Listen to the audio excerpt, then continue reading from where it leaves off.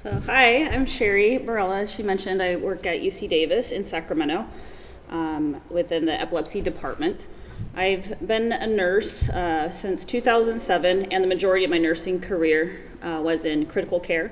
So I specialize in cardiovascular, neurological, and then medical and surgical ICU. In 2020, I decided to follow my lifelong dream of becoming a nurse practitioner. So I was accepted for a year-long fellowship at UC Davis within neurology, and I got to rotate in many specialties: movement disorder, critical care, migraines, and epilepsy. I knew pretty quick when I was in the epilepsy department that was where I was meant to be. I really fell in love with the patient population. I really enjoy the partnership that's required between the provider and the patient to meet those desired healthcare goals. So one of my greatest passions as a provider is to make sure that my patients are well informed, specifically about the various treatment options and advances in care within epilepsy. So that's why I think this topic is very important, preparing to see an epileptologist. Objectives for the talk, by the end, I want you guys to be able to define the role of an epileptologist, identify when someone should be seen by an epilepsy specialist, understand the different levels of epilepsy centers and the specialty care that each of them provide, and then lastly, to be able to collect that vital information in order to optimize your appointment whenever you're going in to see the epileptologist. We'll start with an intention. I think anyone who works within epilepsy, and probably same as a patient, the goal for us is always to get you seizure-free, no side effects, and as quickly as possible. So with that goal in mind, we'll go ahead and start. You all are probably epilepsy specialists, of course, yourself, but just as a review for some of those who might be new to the condition, epilepsy is a neurological condition involving the brain that results in recurring and unprovoked seizures. But how common is epilepsy? So this is a very common neurological condition. It's estimated 65 to 70 million people worldwide have active epilepsy. About 1.2% of the population in the US, which is probably grossly underestimated. 1 in 26 people in the US will develop epilepsy at some point in their lifetime, and a third of the patients will become refractory to medications. So again, stats like this, it's not surprising. It's more common than Parkinson's and MS. But what is alarming is the time that it takes, the delay that it takes for a person with epilepsy to see a specialist. It's expert consensus that every patient under the age of 75 with drug-resistant epilepsy have a referral to an epilepsy specialist and be evaluated for epilepsy surgical evaluation. Only about 1% of the patients who fall into that category actually get the referral, which is why being evaluated by a specialist is essential, so you make sure that you're on the appropriate treatment pathway to get no seizures, no side effects as soon as possible. Before we get into the definitions, I do want to stress that many cases of epilepsy can be taken care of by a general neurologist and even a primary care provider. They can effectively manage many cases. However, for those patients who are having refractory epilepsy or are wanting surgical consultation, definitely seeing an epileptologist would be beneficial. So an epileptologist is a neurologist, but they have advanced specialized training. It can span from 1 to 3 and 4+ years in diagnosing and management, particularly refractory cases.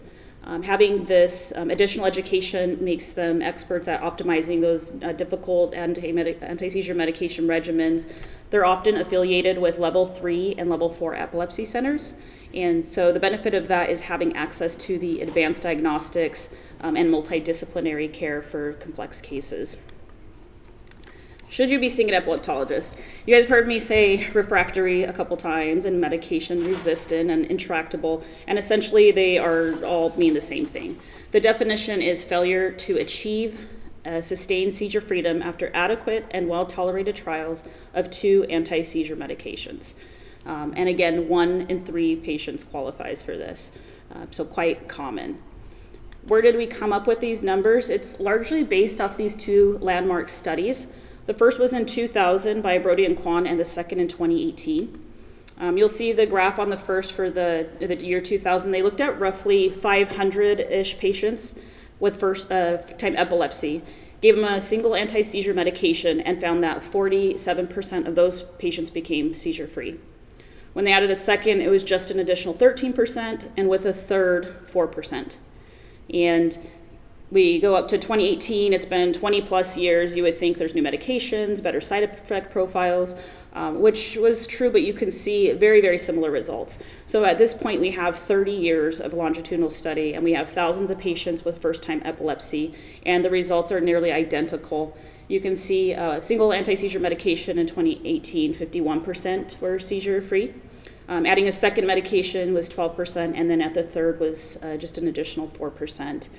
And so what this means for me as a clinician and you as a patient is those who are going to attain seizure freedom with medications alone will do so with a first or a second anti-seizure medication. And so the likelihood of becoming seizure-free by adding more medications after that is very, very low. It's important because uncontrolled seizures, right? We know uncontrolled seizures can cause increased risk of medication side effects long-term, but more than that, there's just a myriad of psychiatric and neurocognitive comorbidities that go along with uncontrolled seizures. And these are things that make us us. So this is anxiety and depression and social isolation. Epilepsy is called a syndrome because it's so much more than just the seizure itself. That's just one of the symptoms. And that second bubble there is quite important and one of the reasons why we want to keep your seizures under control. Of course, there's a risk of increased injury and even death. So thankfully, there is a world beyond medications. In addition to specialized diet, there is many surgical options that patients may be candidates for. There's just a few on the screen, ranging from minimally invasive to resective surgery to neurostimulation or neuromodulation. It's well documented that epilepsy surgery has been shown to improve quality of life as well as cognitive outcomes. It is the sole treatment modality that has been proven to enhance survival rates and reduce mortality when linked to medication-resistant epilepsy. Again, we all have all this great information and surgery is efficacious. However, there's also delays to getting this treatment. So I mentioned earlier that only 1% of patients get that referral at all, despite what expert consensus recommends. The average adult, it takes roughly 2 decades of having unprovoked seizures and going through many medications before they even start the surgical workup. So that's 20 years, 20 years of medication side effects, 20 years of all of those risks that we mentioned earlier. Other reasons for seeing an epileptologist, so we discussed the refractory to medications, and then surgical workup. Another reason is diagnosis confirmation, and so we know that somewhere around 30% of patients who have had seizures don't have epilepsy. So seeing a specialist will help to determine if what is causing the seizures is epilepsy. Those patients who have complex, unusual, or rare seizure types should certainly see a specialist. People who are not tolerating their anti-seizure medications or they need expertise to make those types of medication adjustments, people are having intolerable side effects and such. Special populations like pediatrics, people who are pregnant or need help with family planning with epilepsy. Coexisting medical conditions and neurological conditions where you might need a multidisciplinary team to work through your options. And then lastly, just a second opinion. So again, if your seizures aren't controlled and you feel like you need the advice of an expert or not in a good spot, then those are all very good reasons to see an epileptologist. And then for the sake of completeness, we can't fully understand specialty care without talking about the epilepsy centers and the types of levels care that they give. So level 1 is basic epilepsy care. And this is going to be, maybe you went to the ER for a first-time seizure or you have a primary care provider who's starting your first medication. Level 2 is you may have a visit with a general neurologist, but not an epilepsy specialist per se. The level 3 is a specialized center, so they can care for common cases of epilepsy and even provide some less complex epilepsy surgery. Level 4 is the highest level of specialized care. And so at these centers, you're going to have access to advanced diagnostics and treatments, and these are usually done in-house, so it's really helpful to have all of those ancillary testings done within one center. You have a multidisciplinary team of experts to review your case. They're able to perform specialized testing in preparation of epilepsy surgery, as well as complex epilepsy surgeries. They offer comprehensive care for all aspects of epilepsy, and that's where we're able to take care of the syndrome. So that's going to include access to social workers and psychiatry, and make sure that you're okay with anxiety and depression and beyond the seizures. And then lastly, they're often affiliated with level 3 and level 4 epilepsy centers, or academic centers, and that means that you get access to cutting edge therapies. There's clinical research trials, which is a great benefit if you have the refractory epilepsy. So now that we've discussed kind of what an epileptologist is, who should see one and why, we'll get to the nuts and bolts of being prepared. So this is collecting that vital information. This is a list of 5 very useful and informative things that you can do to make sure that you're prepared when you go get that highly sought after appointment. First is maintaining and bringing a seizure diary to your appointment. Bring videos of seizures if you have them available. A list of all of your medications, a detailed list of your anti-seizure medications, and then any prior workup that you've had. The seizure diary is probably one of the most important things. I've seen patients, you can write it in a calendar, in a voice memo. There's many free apps. If you go to the Epilepsy Foundation, they have links to free apps you can put on your phone, text message. Any way that you can get it done is helpful. We're very interested in the date that you had the seizure, the time, any triggers that you've identified. What do you remember prior to the seizure? What were you doing that day? If you have any type of warning prior to your seizures, being able to describe what they looked like. So what is your abnormal movement or behaviors? If you're not aware of what your seizures are, what have your family or friends told you about your seizures? Were you able to speak or understand speech? How did you feel after the seizure? How long did it take you to get back to your baseline? And then if you obtain or do you regularly obtain injuries from seizures? Next is value of a video recording. So again, very, very valuable. They say a picture is worth 1,000 words. A video is a million more in epilepsy. So when you go to your appointment, we always want to get a very detailed description of your seizure, millisecond to millisecond. It could be very difficult to recall details. But how the seizure semiology or what the seizure looks like is very helpful for us to diagnose, prognosticate, and provide effective treatment. What it does is help us to determine where at in your brain that the seizure is starting from, and then what areas of the brain are affected as the seizure progresses. So if possible, once your loved one, making sure that they're safe, if you can get a video, it's very helpful and highly recommended.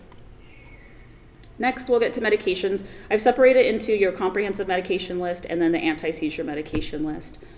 Comprehensive, that's going to be all medications, of course your anti-seizure medications, but everything else that you're taking. This is going to include your vitamins, your minerals, over-the-counter supplements. Why are you taking the medications and who prescribed them? If you think they have any impact on your seizures or not. Some medications, including vitamins and minerals, can have effect on certain epilepsy syndromes, and it may affect what medication that we might want to try for you in the future. For the anti-seizure medication, if you can bring them in your bottles, that's very helpful. Knowing the current dosage, the frequency, and the side effects. And then if there's any barriers that you have to taking your medication. So the one medication we know for sure will never work is the one that you do not take. And people have really good reasons for not taking medications. Sometimes it's really hard to take something 4 times a day. Or if you're having a side effects that you're so tired you can't go to school or take care of your children, then there's other medications that we can try with different ways of dosing it or having less bothersome side effects for you. We want to partner with you to be sure that we get you on something that works for you where you're having a good quality of life while also controlling your seizures. So we need to make that balance. Something you may not have thought about was previous trial anti-seizure medications, which is also quite important. So what have you taken before? If you can recall the highest dose, if you had any side effects. Many anti-seizure medications live in the same family and can have a similar side effect profile. And then the reason why you discontinued it. Did you discontinue it because it didn't work for your seizures, or did we discontinue because it gave you a rash or you were really tired? So they'll be really helpful for determining, again, in the future what we might try. Next is prior workup. So we need comprehensive notes from your referring provider. What's really nice, other than having a report for some of these diagnostic studies, is to be able to view the images and the tracings ourselves. So now you're coming to a highly specialized epilepsy center. We want to have our specialists look at your brain MRI and your EEG tracings. It could prevent you from having to repeat a study that you've already done, or we may say this is not a high quality study and we want to repeat it.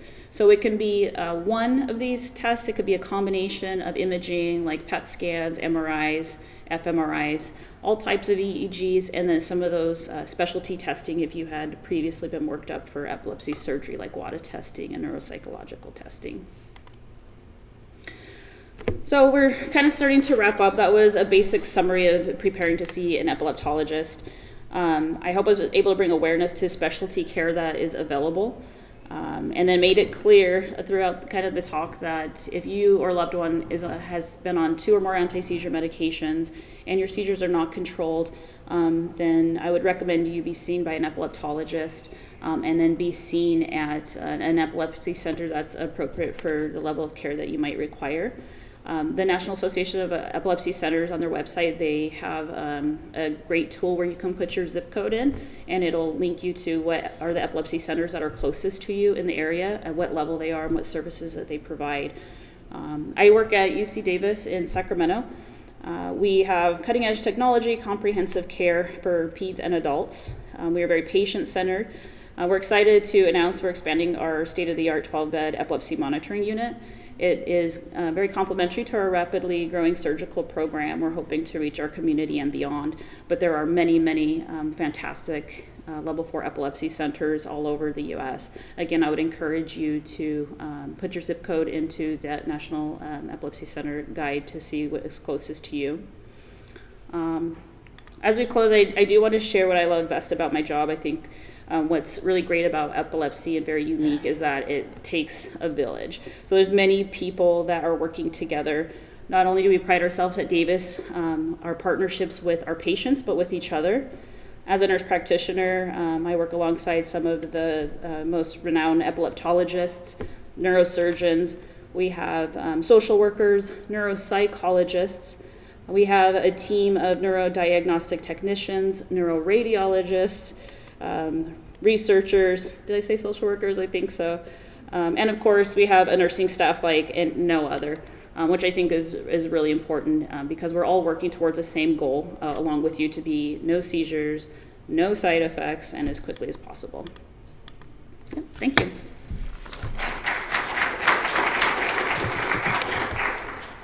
Any questions?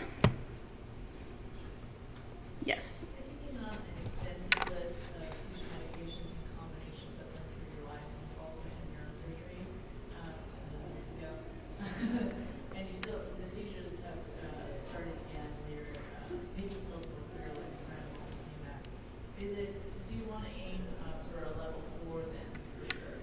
Absolutely, I would get that workup. Even if you're thinking of just hopefully being able to get, I don't think that's possible, but a new medication, just to be able to choose the right one, potentially, level 4 is best option.